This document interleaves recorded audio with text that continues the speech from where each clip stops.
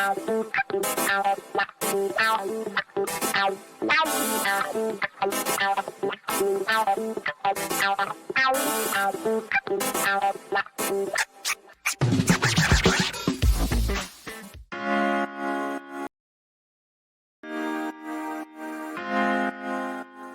been a while. All right, let's just say good morning, Alan Grayson, former and future Congressman. Alan Grayson. I was just kidding. I liked your shirt. Tell me, nobody's listening. It's fine. You could tell me what's going on in your life.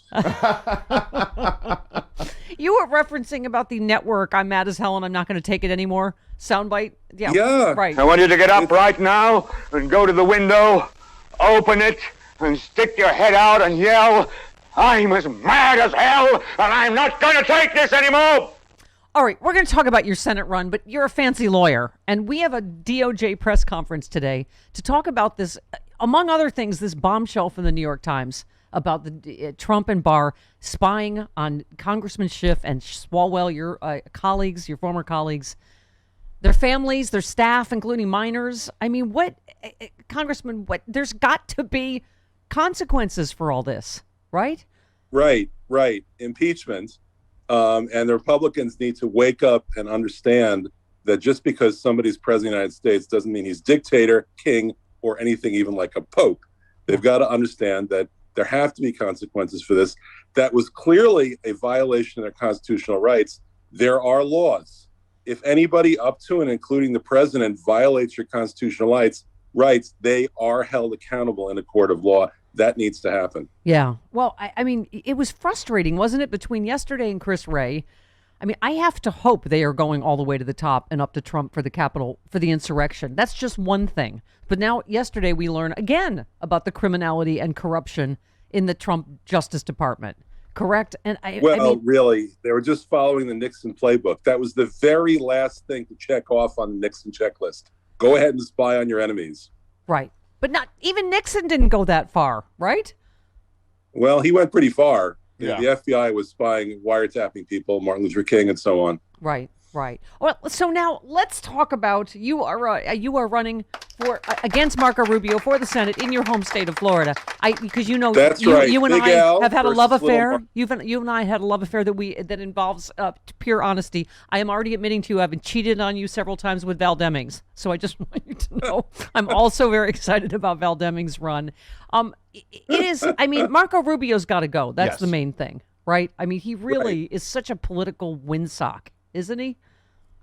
It's worse than that. He is a victim of the Stockholm syndrome. You know, during the campaign, Trump called him out and spent $20 million on advertising in Florida, and basically pummeled him with ads saying that Marco Rubio is corrupt, which he is, and Marco Rubio is a truant, a no-show. He had the worst attendance record in the Senate, and little Marco, having absorbed all of that battering from Trump, turned around and became one of his biggest fans, did many in the Republican Party. He's lost his conscience. He's lost any sort of tether to what's right and what's wrong. And that's what Donald Trump did to people. But we don't need somebody like that as a senator. I go around and I ask people, what has Marco Rubio done for you? Dead silence. Yeah. He's been in office 10 years. You said, what has he done for you? You said even the Orlando Sentinel can't stand him. They say Rubio's a Stockholm Syndrome Republican held hostage by Trump for so long that all he can do is make pathetic, convoluted political calculations that all come down to how best to kiss Trump's butt. This is pathetic. Exactly. What's become of this party, isn't it? And they're it's beyond belief. I mean, the Republican Party was always bad, but not this bad. Yeah. You know, 100 years ago, a writer said, I thank God for one thing, that I'm a Democrat. I mean, that's never been more true now.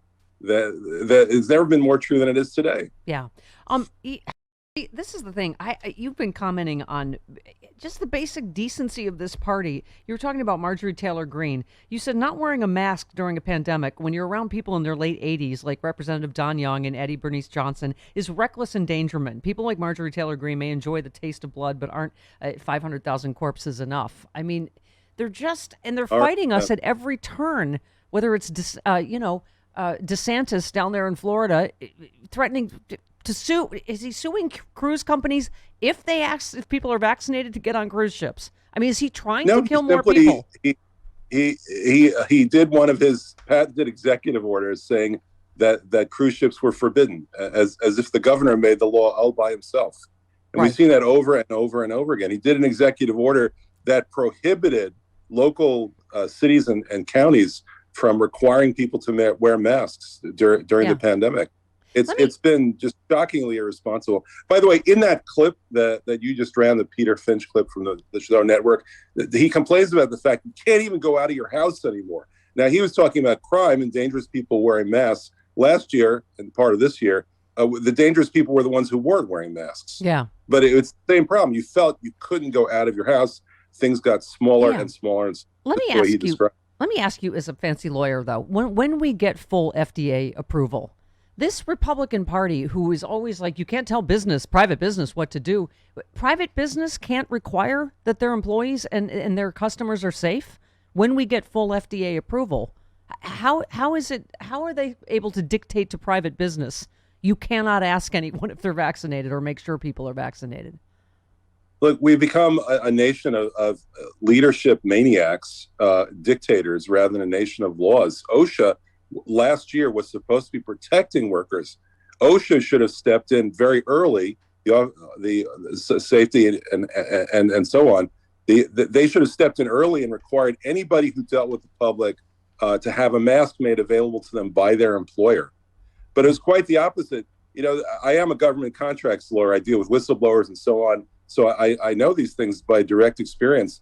The Postal was ready to send out 3 masks to every single household in the United States, and Trump told them not to do it. There was a massive effort to prevent people from taking reasonable precautions, and that's why we ended up with 500,000 plus dead under Trump, while Australia still hasn't reached 1,000. Yeah, exactly. Well, and you've been on Twitter really making great points. Just because you've always been such a warrior for progressive causes. You said, rest in peace, Keystone Pipeline. I voted 14 times against it. Marco Rubio voted the other way. And you said we need more Democrats in the Senate and better ones. I mean, if anything, what we're going through right now with Joe Manchin and Kirsten Sinema and whatever shows we need more true, actual progressives and fighters in the Senate, because it is enormously frustrating right now, particular to those of us in the progressive base, right? Saying what the actual is going on. But, we gave the White House, the Senate, and the House, and I get it. We have these slim majorities, but what do we do about this, about voting rights? Which, if there's nothing, if we don't get that. So Linda Lake did a poll recently, and she found that most people in the heartlands, if you will, in competitive districts all around the country, don't know what Democrats stand for. And how sad is that? Because if you do poll, you'll find most people are in favor of Medicare for all. Most people are in favor of a tax system that treats labor and capital equally. That's right. Instead of the growth disparities that we've got already. Most people are in favor of the Green New Deal when explained to them properly. Most people are in favor of progress. That's what progressives are all about. We're about 79% of West Virginians are for the Voting Rights Act that Joe Manchin is against. I mean, it's right. No, what's happened is the other side's gotten into our heads. They say whatever you do that's progressive, we're going to label you as a socialist. I feel like putting out an email that says, no, I'm not a cannibal either.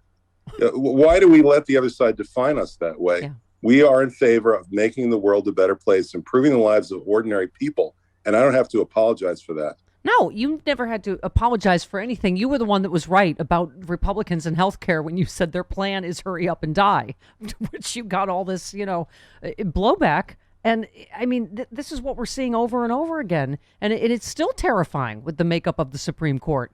And, in my opinion, we have to stand for something. We have to give people a legitimate choice that they crave. It can't be the crazies on one side versus the lazies on the other side. Yeah. Congressman, you and I have been friends a long time. You were so sweet. You were in the 10th anniversary Sexy Liberal show. You were hilarious and sweet.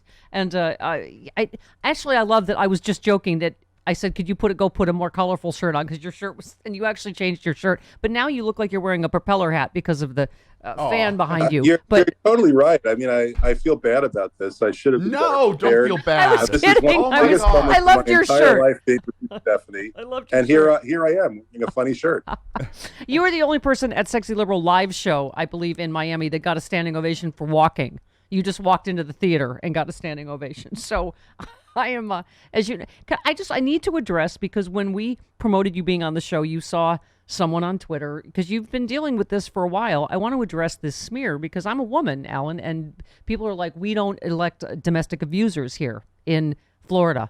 And so you said you're blaming the victim, and you posted this piece from the West Orlando News. So let's clear this up, because, let me just read from this. Because of the seriousness of the allegations against the former Orlando congressman, who is currently running for Senate, West Orlando News launched an investigation into court records and sought to review full accounts of situations over the years.